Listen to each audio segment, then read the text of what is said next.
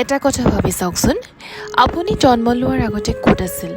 আপোনাৰ নাম নাছিল, আপোনাৰ এই শৰীৰটো নাছিল, আপোনাৰ কোনো পৰিচয় নাছিল। কিন্তু তাৰ অৰ্থ এইটো নেকি যে আপুনি একেবাৰে নাছিল? নে আপোনাৰ ভিতৰত থকা সেই আপুনিজনৰ অস্তিত্ব শৰীৰটো জন্ম লোৱাৰ আগতে আছিলে? এই প্ৰশ্নৰ উত্তৰ গীতাই যি ধৰণে দিছে সেয়ে জানিলে জন্ম আৰু মৃত্যুৰ অৰ্থকে হয়তো আপুনি বেলেগ ধৰণেৰে চাবলৈ চেষ্টা কৰিব। আমি সাধাৰণতে কওঁ, মই 20 বছৰীয়া, মোৰ জন্ম অমুক তাৰিখত হৈছিল, মোৰ জন্ম সেই ঠাইত জন্ম লৈছিলোঁ। কিন্তু অলপ গভীৰভাৱে ভাবক, 20 বছৰ আগতে আপোনাৰ শৰীৰটো নাছিল, আপোনাৰ মুখখন আছিল, আপোনাৰ নামটো নাছিল, আনকি আপোনাৰ নিজৰ সেই পৰিচয়টোও নাছিল। তেন্তে প্ৰশ্নটো হ'ল, আপুনি কেৱল সেই শৰীৰটোৱেই নেকি? নে শৰীৰৰ ভিতৰত আন কিবা এটা আছে যাক আমি আত্মা বুলি কওঁ? এইখিনিতে আছে শ্ৰী ভাগৱত গীতাৰ এটা অতি গভীৰ শিক্ষা।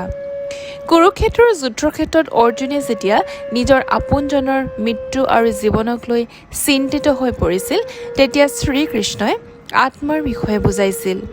গীতাৰ 2য় অধ্যায়ত শ্ৰীকৃষ্ণই কৈছে, ন জায়তে ম্ৰিয়তে বা কদাচিৎ, অৰ্থাৎ আত্মাৰ জয় নাই, আত্মাৰ মৃত্যুও নাই। শৰীৰৰ জন্ম হয়, শৰীৰৰ পৰিৱৰ্তন হয়, আৰু এদিন শৰীৰৰ মৃত্যু হয়। গীতাৰ মতে আত্মা এই শৰীৰৰ দৰে জন্ম লৈ শেষ হৈ নাযায়।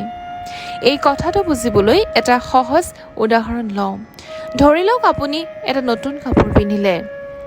কাপোৰটো আপোনাৰ নহয় নেকি? হয়, আপোনাৰেই, কিন্তু আপুনি কাপোৰটো নহয়। আপুনি কাপোৰটো পিন্ধিছেহে মাথো। ঠিক সেইদৰে গীতাৰ শিক্ষাত শৰীৰটো হৈছে আত্মাৰ এটা বাহন। আমি এটা শৰীৰ লাভ কৰোঁ, এই পৃথিৱীত কিছু সময় কটাওঁ আৰু এদিন সেই শৰীৰটো এৰি দিওঁ।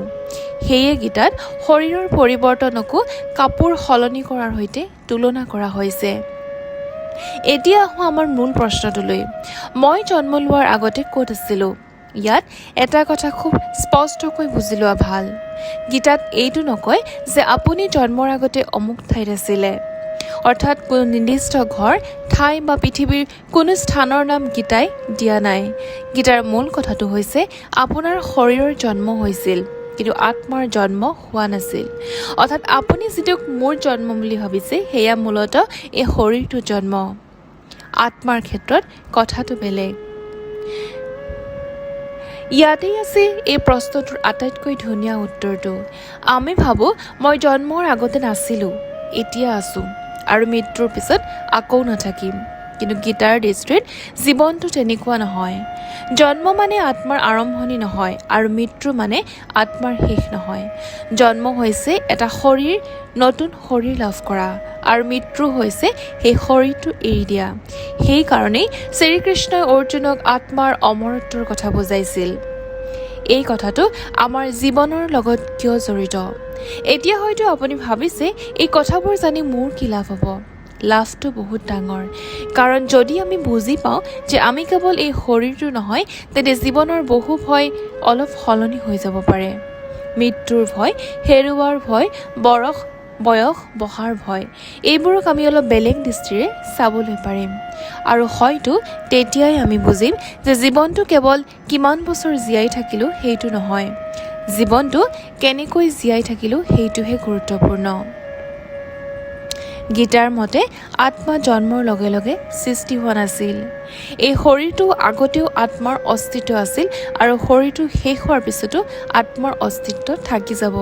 কিন্তু আত্মাই পূৰ্বতে কি কি অভিজ্ঞতা লাভ কৰিছিল বা জন্মৰ আগতে আমি কোনটো ৰূপত আছিলোঁ, এইবোৰৰ বিষয়ে অনুমান কৰি নিশ্চিতকৈ কথা কোৱা উচিত নহয়। যিখিনি শাস্ত্ৰই স্পষ্টকৈ কৈছে আমি সেইখিনিতে থাকোঁ। গতিকে প্ৰশ্নটো মই জন্মৰ আগতে ক'ত আছিলোঁ তেনেদৰে সোধাতকৈ মই এতিয়া কিয় জন্ম লৈছোঁ সেইটোহে গুৰুত্বপূৰ্ণ। যদি আত্মা অমৰ হয়, তেন্তে এই জীৱনটো কেৱল জন্ম, কাম, ধন সম্পত্তি আৰু এদিন মৃত্যু ইমানতে শেষ নহয়। জীৱনটো হৈছে নিজক চিনি পোৱাৰ এটা সুযোগ। আপুনি কেৱল এই শৰীৰটো নে শৰীৰৰ ভিতৰত আন কিবা এটা অনুভৱ কৰে? কমেণ্টত নিশ্চয় জনাব। জীৱনৰ কঠিন প্ৰশ্নবোৰৰ সহজকৈ উত্তৰ জানিবলৈ হ'লে আমাৰ এই চেনেলটো ছাবস্ক্ৰাইব কৰি থ'ব আৰু লগতে সকলোৰে লগত শ্বেয়াৰ কৰিব। আজিলৈ আহিছোঁ, ধন্যবাদ। জয় শ্ৰীকৃষ্ণ।